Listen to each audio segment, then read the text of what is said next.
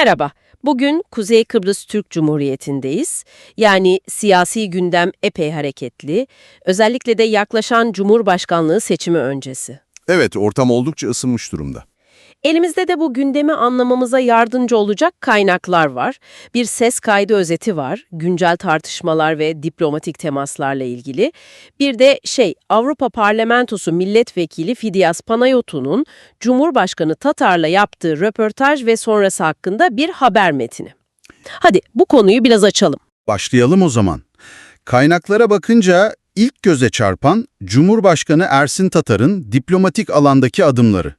Özellikle Ekonomik İşbirliği Teşkilatı zirvesine katılımı ve KKTC bayrağının orada görünmesi. Evet, bu Tatar çevresince bir diplomatik zafer gibi sunuluyor sanırım. Yani iki devletli çözüm politikasının uluslararası alanda kabul görmeye başladığına bir işaret olarak. Aynen öyle lanse ediliyor. Azerbaycan'la ilişkileri geliştirme çabaları, Lefkoşa'ya Haydar Aliyev Kültür Merkezi açma planı falan da bu çabanın parçası gibi duruyor. Ancak kaynaklarda bir de karşı argüman var, değil mi? Tufan Erhürman'ın işaret ettiği bir nokta. Evet, çok ilginç bir nokta o. Aynı Türk Devletleri Teşkilatı üyeleri, yani bu zirveye katılan ülkelerden bazıları, AB ile başka bir metin imzalıyorlar ve orada BM Güvenlik Konseyi'nin 541 ve 550 sayılı kararlarına bağlılıklarını belirtiyorlar. Yani KKTC'yi tanımama anlamına gelen kararlar bunlar. İşte burası gerçekleşiyor, ilginçleşiyor. Kesinlikle. Bu durum elde edildiği söylenen o diplomatik kazanımların ne kadar kalıcı olduğu, ne kadar sağlam olduğu konusunda ciddi soru işaretleri yaratıyor. Diplomasinin o çok katmanlı yapısını gösteriyor aslında. Semboller önemli ama hukuki gerçeklikler de var. Peki bu durum seçimin ana gündemini nasıl etkiliyor? Sanırım temel ayrışma çözüm vizyonunda, değil mi? Aynen öyle. Ana fay hatları belirginleşiyor. Bir tarafta Cumhurbaşkanı Tatar'ın savunduğu, kaynaklarda Türkiye tarafından da desteklendiği belirtilen iki devletli çözüm vizyonu var. Diğer tarafta da CTP adayı Tufan Erhürman'ın BM parametrelerine, yani siyasi eşitliğe dayalı federasyon modeline geri dönme çağrısı. Evet, temel ayrım bu. Tatar tarafı federasyona çok sert karşı çıkıyor. Gerekçeleri de belli. Türk askeri çekilir, Türkiye'nin garantörlüğü biter, Kıbrıs Türkleri AB içinde erir gibi endişeler. Hatta kaynakta YDP lideri Erhan Arıklı'nın bir sözü var. Tatar kazanırsa federasyon tezi tamamen biter. Oldukça net bir duruş. Çok net. Erhürman ise tam tersi bir noktadan eleştiriyor. Tatar'ın görevdeki 5 yılını kayıp yıllar olarak niteliyor. Özellikle güven arttırıcı önlemlerde bir ilerleme olmadığını söylüyor. İki devletli çözüm politikasını da içi boş buluyor sanırım.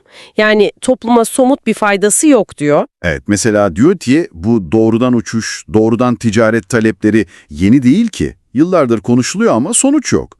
Kendi önerdiği federasyon modelinin ise Kıbrıslı Türklerin haklarını daha iyi koruyacağını iddia ediyor. Ne gibi haklar bunlar? Mesela doğalgaz gelirlerinden pay almak veya güvenlik kararlarına katılım gibi mi? Aynen bu tür konularda federasyonun daha avantajlı olacağını savunuyor. Kayıp yıllar eleştirisi sadece Kıbrıs sorunundaki tıkanıklıkla da ilgili değil aslında. Halkın gündelik hayatındaki sorunlara da işaret ediyor. Yani işin bir de halkın gündemi boyutu var. O değişim talebi dediği şeyin arkasında ne var? Kaynaklara göre güvenlik endişeleri, geçim sıkıntısı, ekonomik zorluklar bunlar çok ön planda. Sonra altyapı sorunları var. Mesela tehlikeli yollar, Çatalköy-Değirmenlik yolu örneği veriliyor. Anladım. Kamu hizmetlerinde kalite beklentisi de var sanırım. Engelli dairesiyle ilgili bir örnek vardı galiba. Evet. Yani vatandaş sadece büyük siyaset değil, kendi hayatına dokunan konularda da iyileşme istiyor.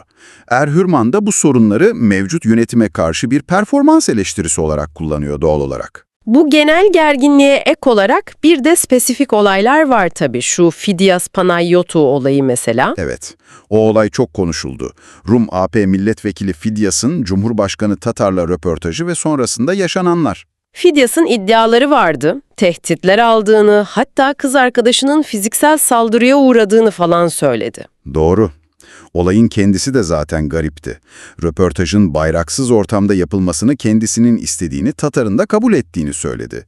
Sonra çıktı, Tatar'ı lider olarak tanımıyorum, görüşlerine katılmıyorum dedi. Bir de Kıbrıslı Türklerin de milletvekiliyim demesi vardı, o da Rum tarafında eleştirilmişti sanırım.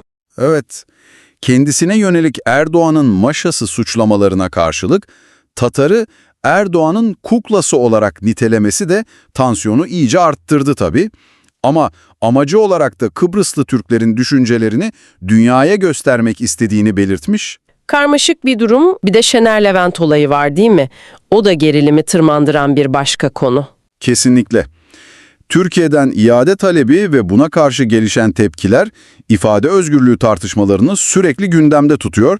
Bu da gerilimi besleyen bir başka faktör. Peki, bütün bu tabloya baktığımızda, yani size ulaşan bu kaynaklar ışığında ne görüyoruz özetle? KTC'de çok katmanlı, hatta biraz da çelişkili bir durum var. Bir yanda diplomatik başarı iddiaları, iki devletli çözümde ısrar, diğer yanda bu iddiaların sorgulanması, uluslararası alandaki o ikili tavırlar, bir de federasyon seçeneğini güçlü bir şekilde savunan bir alternatif ve tüm bunların üstüne halkın o çok gerçek, çok somut kaygıları ekleniyor. Güvenlik, ekonomi, altyapı, hizmet kalitesi, ifade özgürlüğü. Aynen öyle. Hepsi iç içe geçmiş durumda. O zaman tam bu noktada size üzerinde biraz kafa yoracağınız bir soru bırakalım. Kaynaklarda gördüğümüz bu derin vizyon ayrılıkları, geçmişe yönelik performans eleştirileri ve halkın hem içeride hem dışarıda somut ilerleme beklentisi düşünülünce, sizce Kuzey Kıbrıs'ta siyasi söylemlerle halkın gerçekliği arasındaki bu potansiyel makası kapatabilecek, insanlara yeniden bir güven ve ilerleme hissi verebilecek liderlik özellikleri ve somut politikalar neler olabilir?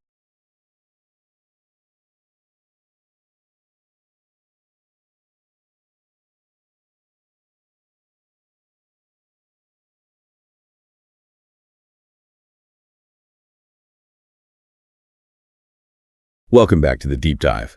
Today we're zeroing in on northern Cyprus.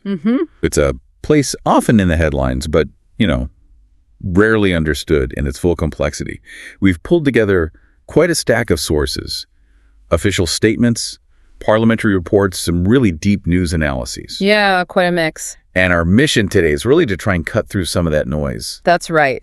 Our goal is to give you, the listener, a clear, sort of nuanced picture of the latest movements shaping northern Cyprus. Both internationally and domestically, right? Exactly. On the diplomatic stage and, within its own pretty bustling domestic political scene, especially with a big election just around the corner. Right. So you'll hear about what some are calling these diplomatic breakthroughs, but also we've got the sharp critiques from those who see things differently on the ground. Absolutely. We'll explore those big political visions competing for the country's future. And then we'll try and anchor that back to the very real social and infrastructure challenges, the stuff affecting everyday citizens. It's a fascinating mix, really. High-stakes geopolitics kind of bumping up against daily life. Definitely.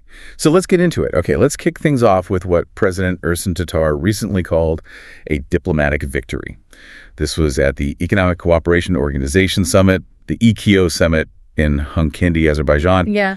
Expert, what was the sort of headline moment there for Northern Cyprus? Well, the key thing, I think, was the visual. It was really powerful. Okay. You had the flag of the Turkish Republic of Northern Cyprus, the TRNC flag, displayed right there behind President Erdogan of Turkey and President Aliyev of Azerbaijan. Right, prominent placement. Very prominent. Yeah. And look, this isn't just about Tatar being there. It's a deliberate visual statement. It really challenges those long-standing diplomatic norms about recognition. Tatar himself pointed this out. Oh, absolutely. He explicitly framed it as a big shift, a contrast to past times where, TRNC representatives were basically ignored at these kinds of international events. So it's a signal. It's a signal, yeah. A subtle but, pretty firm push towards legitimizing the TRNC's statehood on the world stage. And it's clear this is happening largely thanks to strong support from Turkey and Azerbaijan. And that support, it goes beyond just summit appearances, doesn't Yeah. it? We're seeing more activity within the Turkic world. Definitely. There's a clear pattern of sort of growing momentum. You mentioned that our family is the Turkish World Conference in Lefkoşa. Yeah. And there are concrete plans, too. An Azerbaijan Culture Center is planned for Lefkoşa. It's expected to be named after Heydar Aliyev, which is, significant symbolism there. Right, strengthening those bilateral ties. For sure. And we also saw a diplomatic first. The Speaker of the Republic's Assembly, Ziya Öztürk, visited Kazakhstan. First time. First time for a TRNC speaker. And reports suggest this caused, well, noticeable discomfort for the Greek Cypriot side, so it had an impact. Okay. Plus, you have the TRNC Deputy Prime Minister, Fikri Ataoglu, really pushing for more visibility. How so? Calling for greater TRNC presence in cultural events, easier flight connections within the Turkish States Organization, the TSO. He's really underscoring the severe impact of that isolation. Those direct flight bans, they really bite, economically and socially. Yeah, that makes sense. But it's not just about the Turkic world, is it? There was also outreach towards Europe. That's right. A TRNC delegation recently visited the European Parliament in Strasbourg. Okay, what was the focus there? Well, they weren't there for small talk, that's for sure. They were raising critical issues, things directly facing Turkish Cypriots. Like what?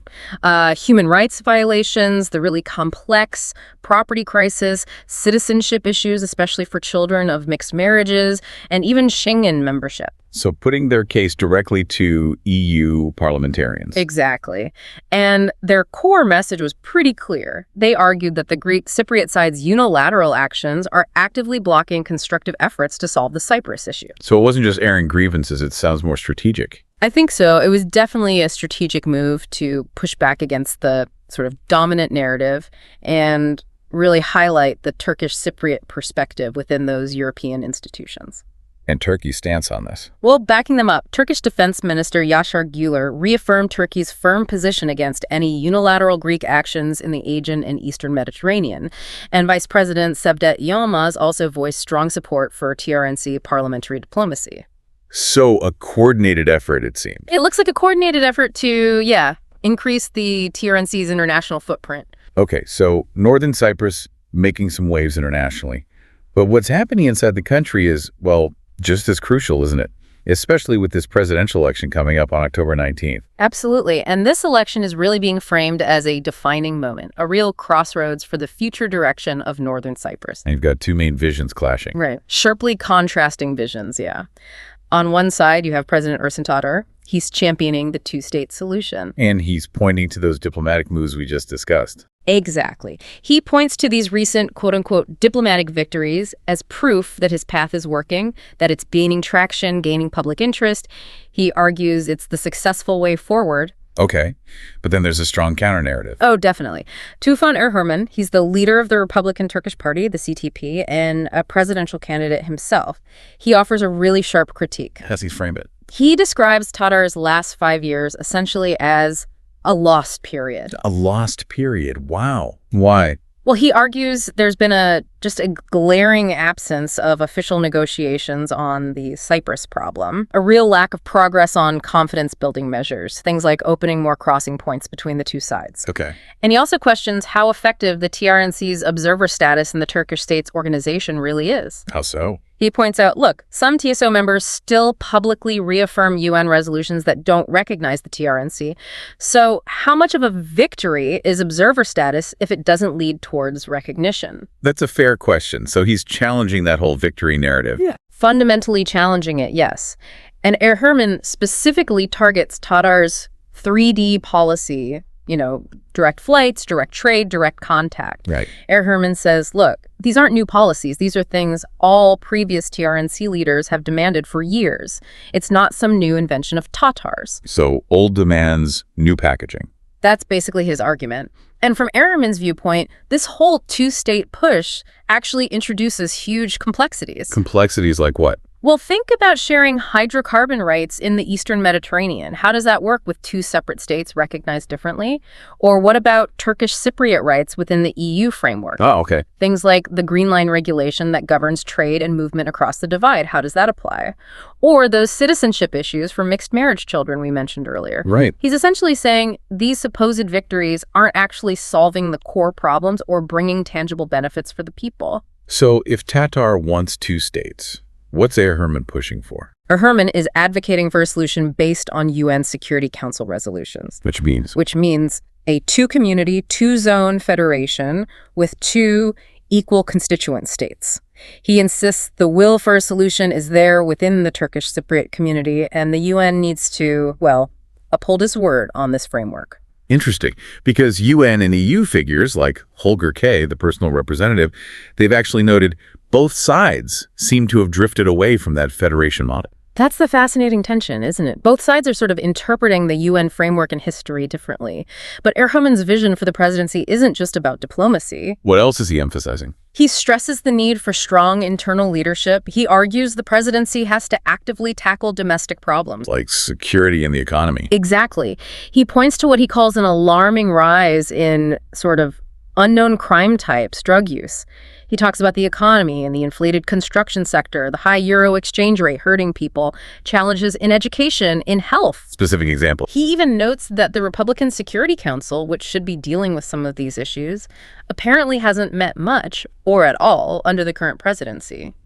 So accountability and focusing inwards as well as outwards. Precisely. He's calling for a presidency that's sensitive to internal matters, that's transparent, that encourages participation. And there's this whole debate about population and citizenship too, right? That seems quite heated. Very heated. The High Court President, Burton Özerdağ, actually confirmed there's been a noticeable increase in voter numbers recently because of new citizenships being granted. But the data isn't clear. That's the problem. There seems to be a lack of transparent data on just how many citizenships have been granted and why, and political parties are raising concerns. And hear Herman's stance. He's publicly pledged that his presidency wouldn't ignore these questions about population and citizenship policy. He's highlighting it as a core concern that needs addressing. #3, social fabric and infrastructure challenges. Right. It's easy to get caught up in the high-level politics and the diplomacy, isn't it? But let's pivot now to some of the really tangible realities on the ground. The daily challenges that impact ordinary citizens in northern Cyprus. Let's start with something positive, though. Social support for vulnerable groups. Yes, there's the Engelsiz Yaşamevi, which translates roughly to Accessible Living Home Rehabilitation Center. It's in Demirhan and became operational recently, September 2024. Okay, what does it do? Well, Prime Minister Ünal Üstol inspected it, and they're emphasizing ongoing projects to help disabled individuals adapt to life. There are even plans for residential services down the line. So an investment in social care. It seems so. And Minister Sadi Gardianoğlu also announced they're setting up a new disabled persons department. The idea is to consolidate social services, make them more efficient. Any other specific plans? Yeah, plans for an autism rehabilitation center and something called a disabled persons hotel service, also in Demirhan.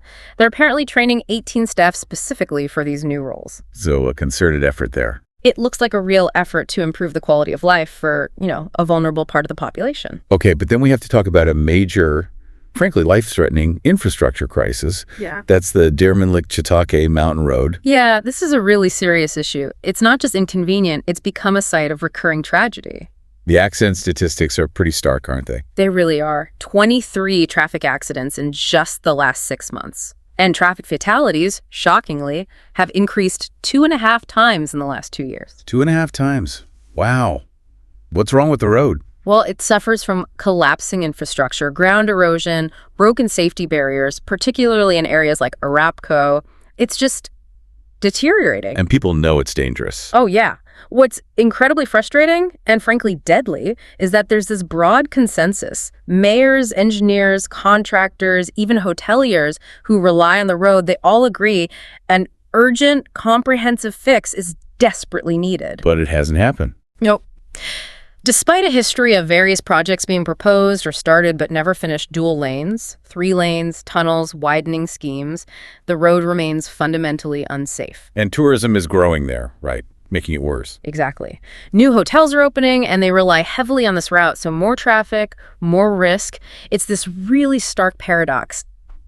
Economic development potentially putting public safety even more at risk because the infrastructure can't keep up. That's a tough situation. Finally, our sources touched on education and freedom of expression. Anything stand out there? Well, on the education front, the Ataturk Teacher Academy had its graduation for the 2024-2025 academic year. Pretty standard stuff, but highlights the ongoing focus on needing quality teachers. Okay. And freedom of expression, that sounds more contentious. It was. This involved the sentencing of a journalist, Şener Levent, to a year in prison by a court in Ankara, Turkey. Right. And how did that play out in northern Cyprus? It immediately sparked significant solidarity and real concern. Both the TRNC Bar Association and the Journalists Union spoke out strongly. On what grounds? They cited agreements they believe should prevent TRNC citizens from being extradited. And more broadly, they raised serious questions about the implications for freedom of expression. Okay. And there was another controversy mentioned, something about a law draft. Yeah, that was interesting. It concerned the Savings Deposit Insurance Fund law draft. There was an allegation that someone tried to sort of shut off voice recordings during a parliamentary committee vote on it. That sounds murky. It does. The CTP, a Herman's party, later had to issue a clarification. They said a temporary clause in the draft just needed clearer wording to avoid misinterpretation and, crucially, to make sure it wasn't seen as offering some kind of amnesty. So issues of transparency and legislative process bubbling up there too. Exactly. It underscores that constant push-pull for transparency and accountability in governance, even down to the details of legislative procedure. Outro.